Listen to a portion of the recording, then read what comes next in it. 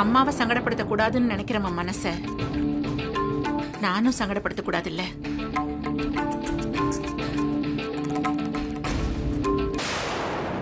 அதான் நானே போய் தீபாவை திரும்ப அழைச்சிட்டு வந்துடலான்னு முடிவு பண்ணிட்டேன்.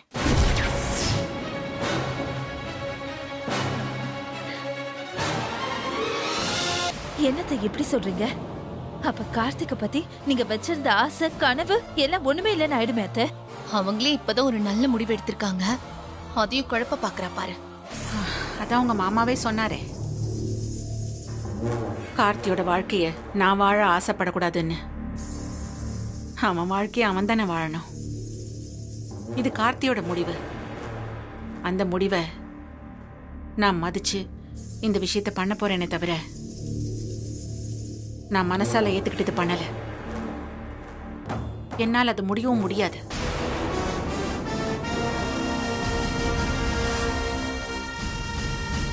இத பாரு, கார்த்தி இப்ப இருக்கிற மனநிலைமையில நான் இப்படி ஒரு முடிவு எடுத்திருக்கேன்னு அவன்கிட்ட சொன்னா, ஃபாரின் போற பிளான்ல இருந்து அவனை திசை திருப்பறதுக்காக அம்மா ஏதோ சமாதானம் சொல்றாங்கன்னு நினைச்சுப்பான். நேர்ல தீபாவை கொண்டு வந்து நிறுத்தி, இந்தாப்பா உன் பொண்டாட்டி, என்னால நடந்த குழப்பத்தை நானே சரி பண்ணிட்டேன் அப்படின்னு சொல்லணும்னு நினைச்சிட்டு இருக்கேன்.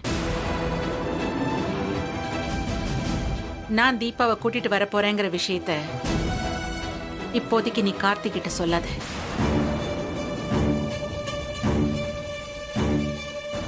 சரி, நீ போ.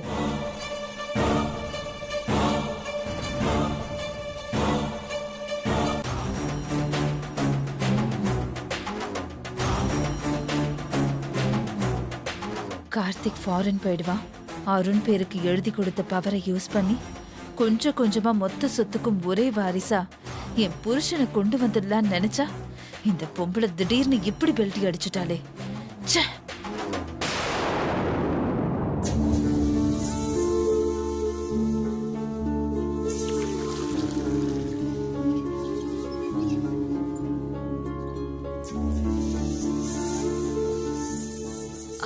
மாமா, இந்தாங்க எடுத்துக்கோங்க. வேணாமா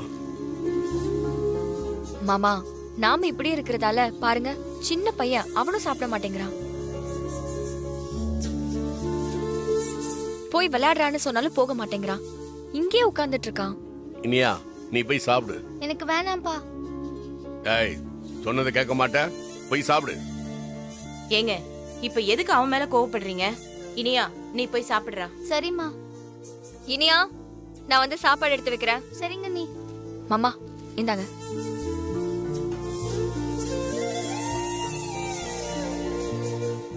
அத்தை, எடுத்துக்கோங்க.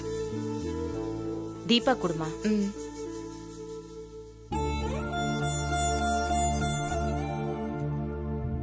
தீபா, டீயை வச்சுட்டு போறேன், எடுத்து குடின.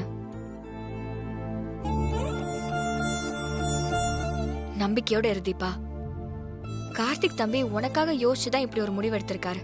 அது எனக்கு புரியுது அண்ணி. ஆனா என்னால தானே அவங்க வீட்டுல இப்போ நிம்மதி இல்லாத சூழ்நிலையா இருக்கு. அவங்க நிம்மதியை கெடுக்க கூடாதுன்னு யோசிச்சு தானே நான் விலகியே வந்தேன். இப்ப பாருங்க, என்னோட முடிவுக்கு ஒரு அர்த்தமே இல்லாம போச்சு. உனக்கு என்ன மெரினா பீச்சில் சிலையா வைக்க போறாங்க?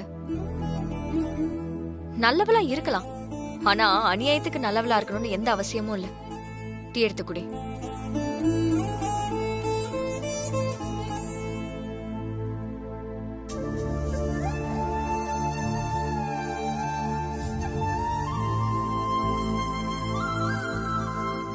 மாமா, இப்படியே யோசிச்சுட்டே உட்கார்ந்திருந்தா என்ன அர்த்தம்? ஒண்ணு கிளம்பி சென்னைக்கு போய் தீபாவோட மாமியார் கிட்ட பேசுங்க. இல்லையா சாமி மேல பாரத்தை போட்டுட்டு நடக்கிறது நடக்கட்டும்னு நம்ம வேலையை பார்க்கணும். ரெண்டும் இல்லாம இப்படியே உட்கார்ந்துட்டு இருந்தா என்னமாமா அர்த்தம்? ஆமாங்க, நம்ம ஒரு தடவை போய் அபிராமி அம்மா கிட்ட பேசி சமாதானப்படுத்த முடியுமான்னு பாக்கலாங்க.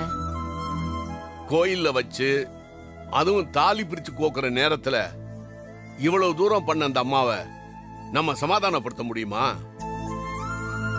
மைதிலி சொன்ன மாதிரி ஆண்டவன் மேல பாரத்தை போட்டுட்டு இருக்கிறத தவிர வேற வழியே இல்லை. என்ன நடக்குதுன்னு பாப்போம்.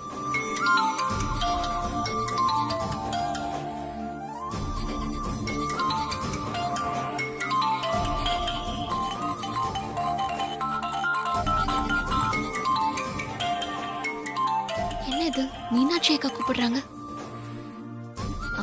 அக்கா, கார்த்திக் சார் கிளம்பிட்டாரா? கிளம்பிட்டு இருக்காரு. ஆனா அமெரிக்கா போறது இல்ல.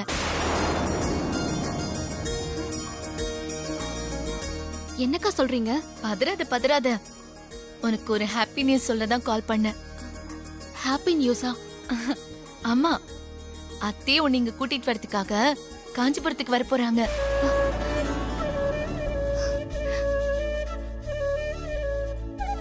என்னக்கா சொல்றீங்க? நிஜமா தான் தீபா. ஐஸ்வர்யா கிட்ட அத்தை பேசிட்டு இருந்தத நான் கேட்டேன். அப்பதான்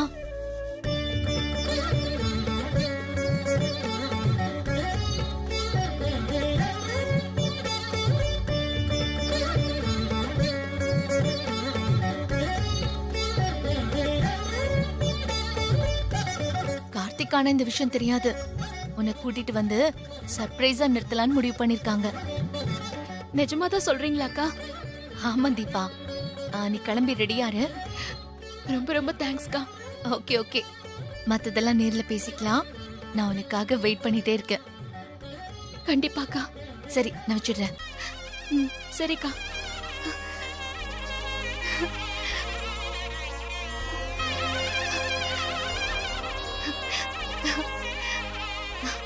அம்மா, தீபா, யாரு போன்ல? அம்மா, மீனாட்சி அக்கா தாம்மா ஃபோன் பண்ணாங்க. அத்தை அவங்க மனசை மாத்திக்கிட்டாங்களாம்.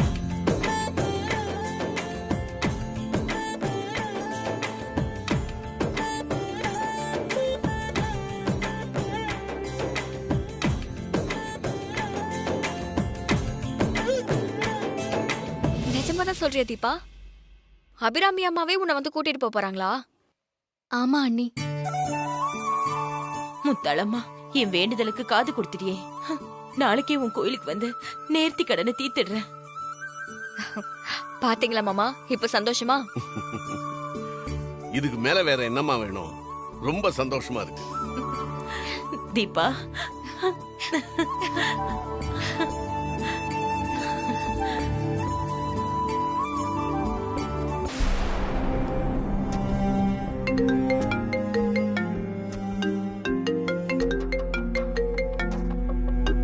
ஹலோ, சொல்லுங்க சார். ஃப்ளைட் டைம் ரிமைண்டர் பண்ணுறதுக்கு தான் கால் பண்ணேன்.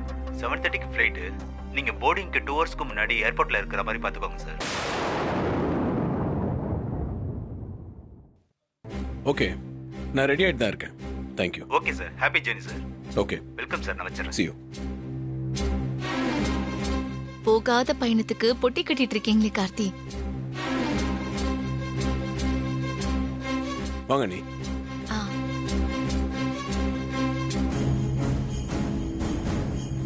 என்ன கார்த்தி, இப்பவே கிளம்பிட்டீங்களா? 7:30க்கு தான் ஃப்ளைட்டு. இப்போ பேக் பண்ணி வச்சுட்டா கிளம்பும்போது ஈஸியாக இருக்கும்ல. ஆனா நீங்க கிளம்ப மாட்டீங்க கார்த்தி. சொல்லுங்க நீ, என்ன விஷயம்? ஒண்ணும் இல்ல கார்த்தி, நீங்க போய் தான் ஆகணுமா? தீபாவை இங்க கூட்டிட்டு வரணுங்கிறதுக்காக தானே மறைமுகமா அத்தைக்கு ப்ரெஷர் கொடுக்குறீங்க? அண்ணி, நான் ப்ரெஷர் கொடுக்கணும்லாம் நினைக்கல. ஆக்சுவலி இந்த மாதிரி ஒரு சுச்சுவேஷனில் நம்ம வீட்டில் இருக்கிறது எனக்கு தான் ப்ரெஷராக இருக்கு. அம்மாவை கஷ்டப்படுத்தக்கூடாதுன்னு நினைக்கிறேன். ஆனால் நான் இப்போ இருக்கிற சுச்சுவேஷனில் நான் நம்ம வீட்டில் இருந்தேன்னா அம்மாவோட ஆர்குமெண்ட் வந்துருமோன்னு பயமாக இருக்கு. அப்படிலாம் நடக்கக்கூடாது. நான் அம்மாவோட சுச்சுவேஷனை புரிஞ்சுக்கிட்டேன். அதே சமயம் நான் தீபாவுக்கும் வாய்ஸ் அவுட் பண்ணி ஆகணும். அம்மாவுக்கும் சரி, தீபாவுக்கும் சரி, அவங்க மனசு புண்படாதபடி நான் ஒரு முடிவு எடுக்கிறதுக்கு இந்த தனிமை அவசியமா தேவைப்படுது. நீ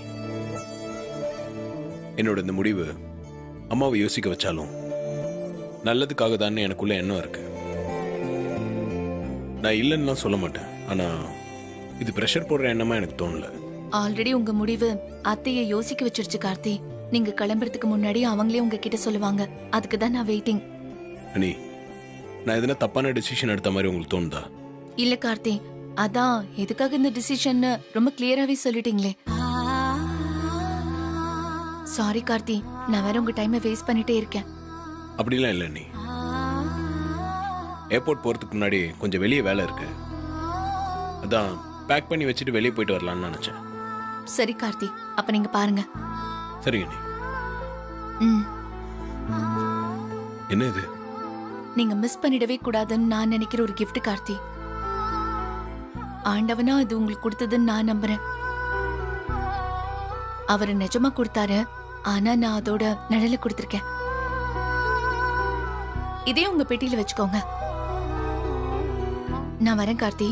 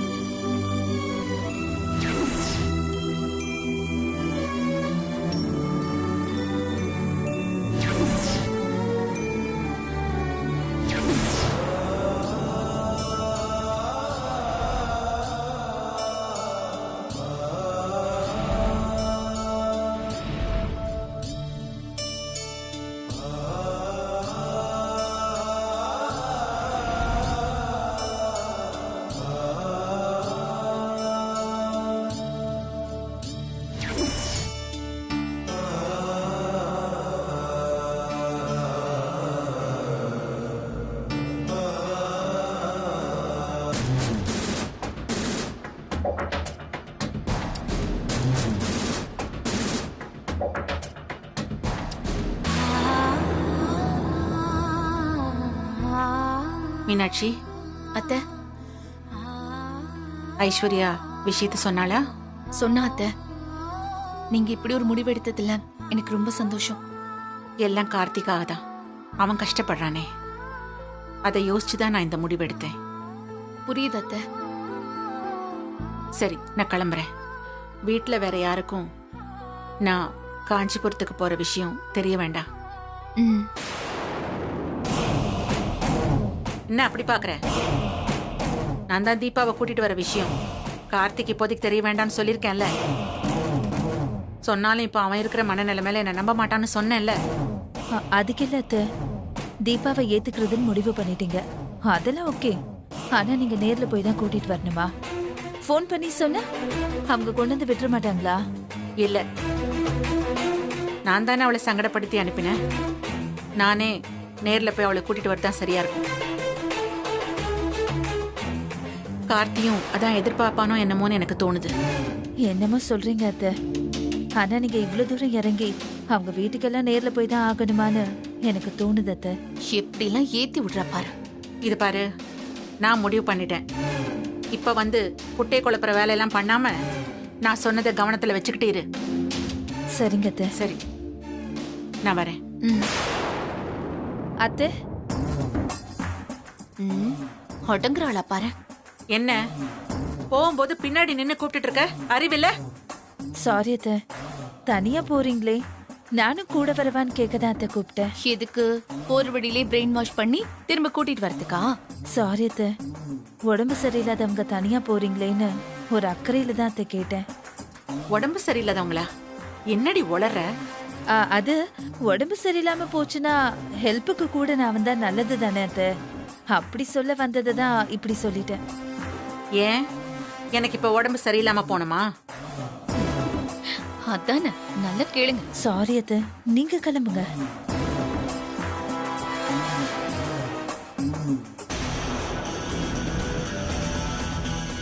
ஏன் ஐஸ்வர்யா இப்படி இருக்க?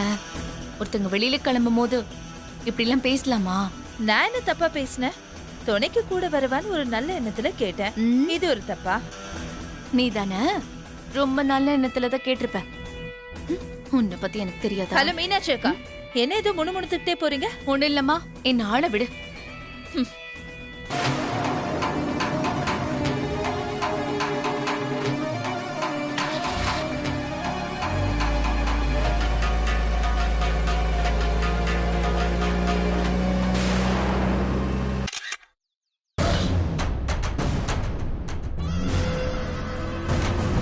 நீங்க எப்படி காஞ்சிபுரம் போய் சேர்றீங்கன்னு நானும் பாத்துறேன்.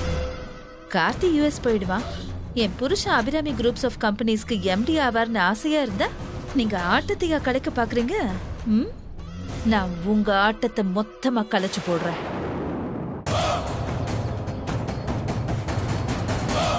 அண்ணே, டீ கடைக்கு போன டிரைவர் இன்னும் வரலையண்ணே. ஏய் இருடா, வருவான்டா, வெயிட் பண்ற. உங்களுக்கு டீ வேற ஏதாவது வாங்கிட்டு வரணுமாண்ணே? அதெல்லாம் ஒண்ணு வேணாம், நீ வண்டி கழுவுற வேலையை பாரு. வணக்கம் மேடம், எப்படி இருக்கீங்க? ரொம்ப நாள் கழிச்சு ஃபோன் பண்ணிருக்கீங்க. வணக்கம் பூபதி, நான் நல்லா இருக்கேன். நீ எப்படி இருக்க? ஏதோ இருக்க மேடம். உங்களை மாதிரி ஆளுங்க ரெகுலரா வேலை கொடுத்தா இன்னும் நல்லா இருப்பேன். ஆனா வருஷ கணக்குல மறந்துட்டீங்களா மேடம்? இப்ப ஒரு வேலை விஷயமா தான் உனக்கு கூப்பிட்டேன். நீ வாலாஜாபாத் பக்கத்துல இருக்கிறதா மூர்த்தி சொன்னாரு. அந்த ஏரியால தான் ஒரு வேலை, அதான் உனக்கு கூப்பிட்டேன். என்ன அசைன்மெண்ட் மேடம்? நான் உன் போனுக்கு ஒரு காரோட போட்டோவையும் அதுல டிராவல் பண்றவங்களோட போட்டோவையும் அனுப்புறேன். காஞ்சிபுரத்துல இருந்து அந்த கார் வந்துட்டு இருக்கு. உன் ஏரியாவை கிராஸ் பண்ணும்போது காரை தட்டி விட்டுறேன். மேடம், பயங்காட்டணுமா இல்ல பார்சல் பண்ணுமா? ஏய், லைட்டா தட்டி விடு. சின்ன காயத்தோட ஹாஸ்பிட்டல்ல அட்மிட் ஆனா போதும். முக்கியமா அவங்க காஞ்சிபுரத்துக்கு போக கூடாது. ஓகே மேடம், பக்காவா முடிச்சிட்டு லைன்ல வரேன். இத பாரு, ஏதாவது தப்பாச்சுன்னா ஏன் பேரு வெளியில வரக்கூடாது. பூபதி கிட்ட பேசிட்டு இருக்கீங்க மேடம், தப்பாலாம் நடக்கவே நடக்காது. அப்படியே ஆனாலும் ரோடு ஆக்சிடென்ட்டுக்கு ரீசனா கிடைக்காது. நீங்க ஒரி பண்ணிக்காதீங்க மேடம். ஓகே பூபதி, முடிச்சிட்டு லைனுக்கு வா. அடுத்த 5வது நிமிஷம் உன் அக்கவுண்ட்ல அமௌண்ட் கிரெடிட் ஆன மெசேஜ் வரும். அதெல்லாம் பக்காவா செட்டில்மெண்ட் பண்ணுவீங்கன்னு தெரியும் மேடம். ஓகே, அப்ப நான் வச்சிடுறேன்.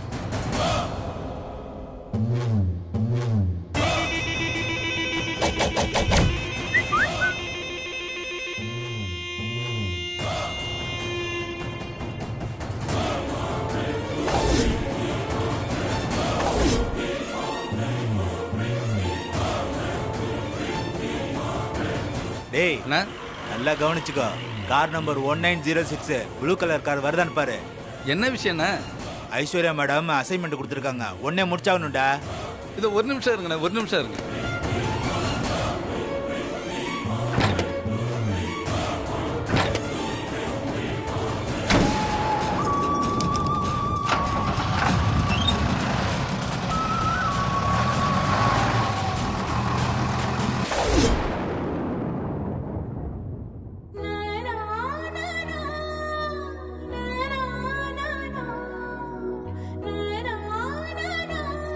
அத்தை இந்நேரம் கிளம்பிருப்பாங்களா? மீனாட்சி அக்காவுக்கு ஃபோன் பண்ணி பார்க்கலாமா?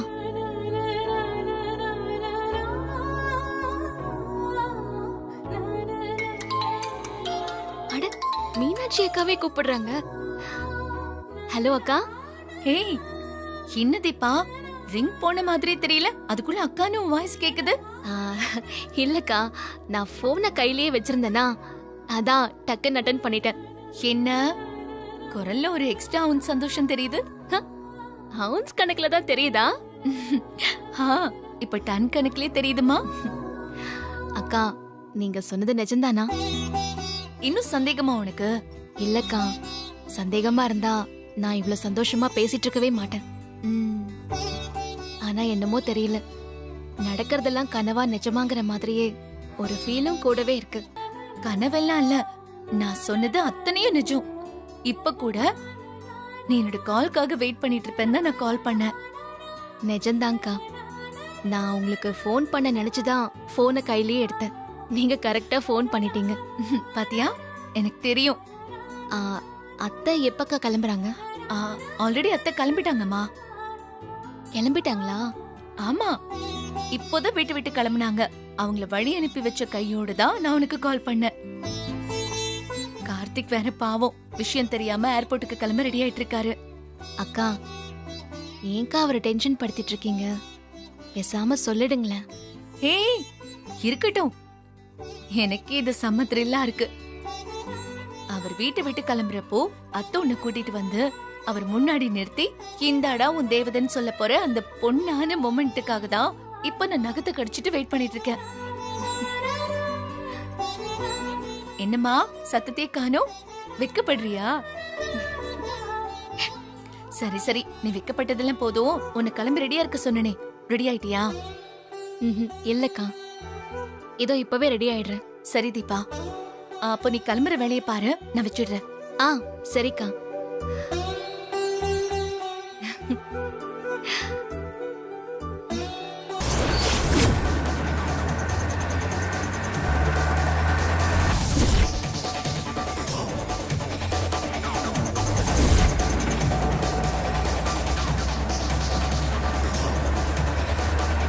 அண்ணே, நீங்க சொன்ன வண்டி அங்க போகுதுண்ணே.